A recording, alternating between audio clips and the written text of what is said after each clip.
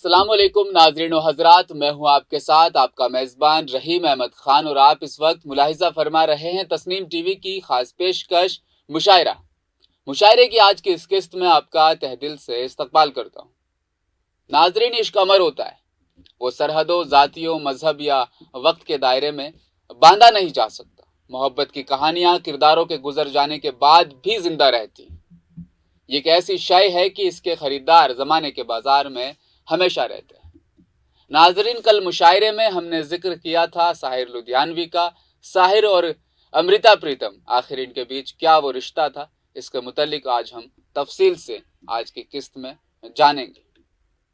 नाजरीन, शीरी फरहाद, हीर रांझा, लैला मजनू या Romeo Juliet, इन्हें गुजरे हुए जमाने बीत गए मगर इनकी मोहब्बत आज भी जिंदा है।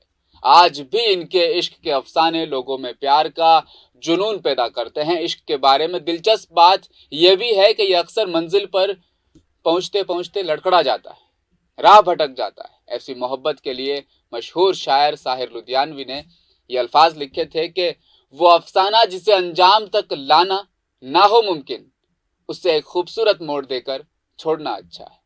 और ये मोहब्बत किसी और की नहीं थी, खुद साहिर लुधियानवी की थी।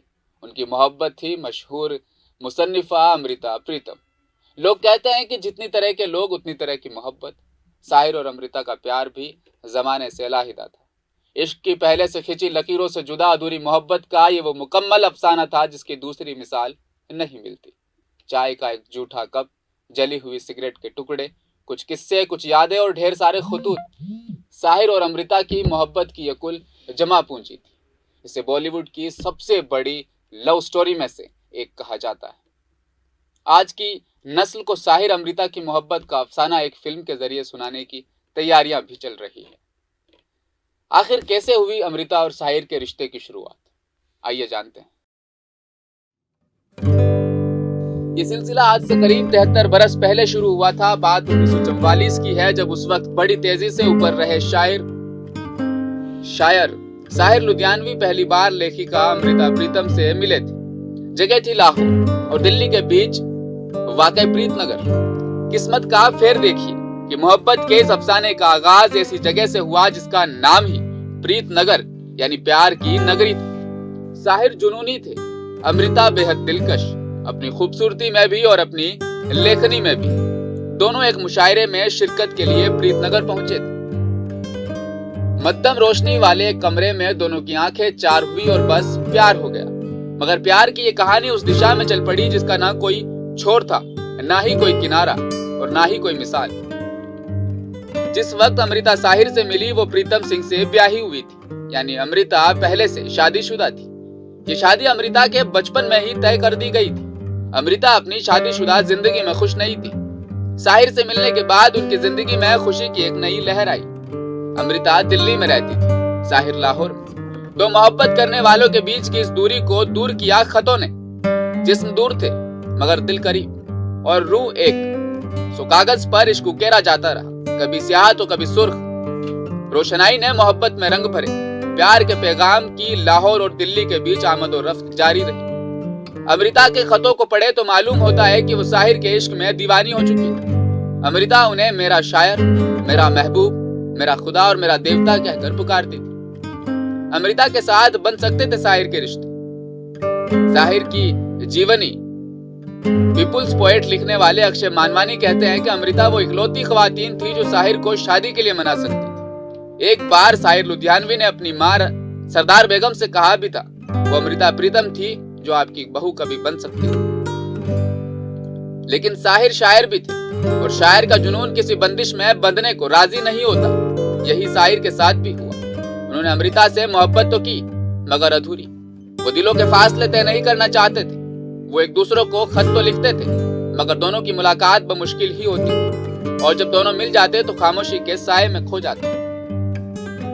अमृता प्रीतम अपनी बायोग्राफी में लिखती है कि साहिर के साथ मुलाकातों का जिक्र तो खूब है, लेकिन जब हम मिलते थे तो जुबान खामोश रहती थी, नैन बोलते थे। दोनों बस एकटक एक दूसरे को देखा करते थे और इस दौरान साहिर लगातार सिगरेट पीते रहते थे। मुलाकात के बाद जब साहिर वहां से चले जाते तो अमृता अपने दीवाने की सिगरेट के टुकड़ों को लबों से लगाकर अपने होठों पर उनके होठों की छुअन का महसूस करने की कोशिश करती थी। अमृता प्रीतम और साहिर की मोहब्बत की राह में कहीं रोड़े थे। एक वक्त था जब अमृता और साहिर दोनों लाहौर में रहा करते थे। फिर मुल्क तकसीम हो गया। अमृता अपने पति के साथ दिल्ली आ गई और साहिर मुंबई रहने लगे। अमृता अपने प्यार के लिए शादी तोड़ने को तैयार थी। बाद में वो अपने पति से अलग भी हो गई। दिल्ली में एक लेखिका के तौर पर वो अपनी पोजीशन और शोहरत को साहिर पर कुर्बान करने के लिए तैयार थी। साहिर ने अमृता को जहन में रखकर न जाने कितनी नज़में, कितने गीत, कितने शेर और कितने अल्फाज और कितनी गजलें लिखी।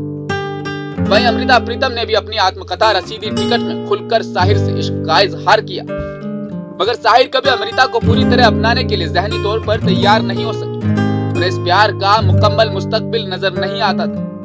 वो अमृता के लिए जो प्यार महसूस करते थे उसे वो अपने कलम से तो जाहिर कर देते, लेकिन खुद को कभी एतमाद नहीं दिला सके।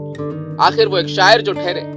उस दौर में साहिर तमाम सामाजिक और सियासी मसलों पर जमकर लिखा करते थे। इश्किया शायरी का नंबर बाद में आता था। फिर भी अमृता से अपनी मोहब्बत को लेकर उन्होंने 1964 में आई फिल्म दूज का चांद में गीत लिखा था, महफिल से उठकर जाने वाला।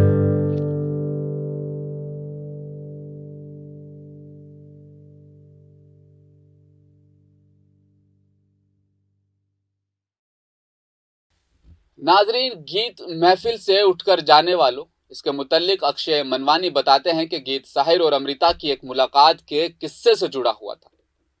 उस वक्त अमृता अपने लंबे वक्त के साथी रहे पेंटर इमरोज के साथ हुआ करती थी। 1964 में इमरोज और अमृता साहिर से मिलने मुंबई पहुंचे थे। अमृता को किसी और मर्द के साथ देखकर साहिर ने ये अल्फाज उस वक्त लिखे थे कि महफिल से उठकर जाने वालों, तुम लोगों पर क्या इल्जाम, तुम आबाद घरों के वासी, मैं आवारा और बदनाम। अमृता के साथ अपने रिश्ते में साहिर ने खुद को लुटते पिटते हारे हुए आशिक के तौर पर पेश किया था। मगर मोहब्बत का ये सिलसिला उस वक्त टूट गया जब साहिर 1960 में गायिका सुधा मल्होत्रा पर फिदा हो गए थे। जिस वक्त अमृता से प्यार का किस्सा तमाम हुआ, उस वक्त साहिर के दिल में क्या चल रहा था ये कहना मुश्किल है, क्योंकि साहिर खुलकर बोलने के आदी नहीं थे। जबकि वो अक्सर खवातीन की तरफ अट्रैक्ट हो जाया करते थे, लेकिन वो कभी खुलकर हाल दिल नहीं कह पाते थे। जब साहिर और अमृता के बीच इश्क उरूज पर था तो अमृता ने ये कहानी लिखी। इसमें उन्होंने साहिर से अपनी पहली मुलाकात का जिक्र भी किया। अमृता को उम्मीद थी कि साहिर इस बारे में जबान से नहीं तो कलम से तो कुछ बोलेंगे, मगर साहिर थे। वो खामोश ही रहे। ना तो उन्होंने अपने दोस्तों से कुछ कहा, ना ही कुछ लिखा। बाद में साहिर ने अमृता को बताया कि उन्हें वो कहानी पसंद आई थी, मगर वो इसलिए खामोश रहे क्योंकि उन्हें डर था कि कुछ कहेंगे या लिखेंगे तो उनका दोस्त उनका मजाक उड़ाएंगे। साहिर को जानने वालों का ये मानना है कि उनकी जिंदगी में उनकी मां सरदार बेगम का बड़ा दखल और किरदार रहा। फिल्मकार विनय शुक्ला ने अपनी पहली फिल्म के गीत साहिर से लिखवाए थे। विनय कहते हैं कि साहिर औरतों के मुतल्लिक लिखने में सबसे ज्यादा माहिर था।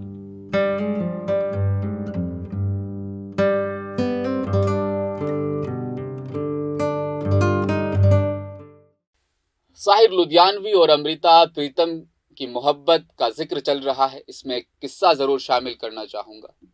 हालांकि साहिर और अमृता के इश्क का खात्मा साहिर के सुधा मल्होत्रा की तरफ झुकाव से हो चुका था, लेकिन वो कभी अमृता को दिल से नहीं निकाल पाए थे। विनय शुक्ला, जो कि एक संगीतकार है, वो कहते हैं कि एक बार साहिर के घर गए, दोनों किसी गाने पर काम कर रहे थे। तभी जयदेव की नजर एक गंदे कप पर पड़ी। उन्होंने साहिर से कहा कि यह कप कितना गंदा हो चुका है, लाओ इसे मैं साफ कर देता हूं। तब साहिर ने उन्हें चेताया था, उस कप को छूना भी मत। जब आखिरी बार अमृता यहां आई थी तो उसने इसी कप में चाय पी थी। साहिर और अमृता की मोहब्बत वो अफसाना रही जो खूबसूरत अंजाम तक नहीं पहुंच सकी, मगर यह इश्क एकदम अलाहिदा था, इसे इनकार नहीं किया जा सकता। अपने दौर में साहिर और अमृता ने जैसा प्यार किया उसे समाज में पाप माना जाता था, मगर ये रिश्ता बेहद पाक था, जिसे खतों और खामोशी के जरिए दोनों ने बड़ी खूबसूरती से निभाया।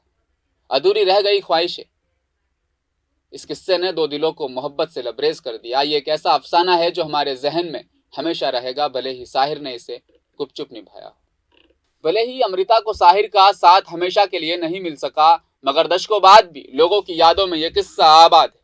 और जो कहीं साहिर इन यादों से टकरा जाते तो शायद यही कहते, किस्सा दर्जा दिल शिकन थे, मोहब्बत के हाथ से हम जिंदगी में फिर कोई अरमा ना कर सके। नाजरीन, मुशायरे की आज की इस किस्त में फिलहाल इतना ही। मुझे दीजिए इजाज़त, आप देखते रहिए तस्नीम टीवी, अपना ख्याल रखिएगा। अल्लाह हाफिज़।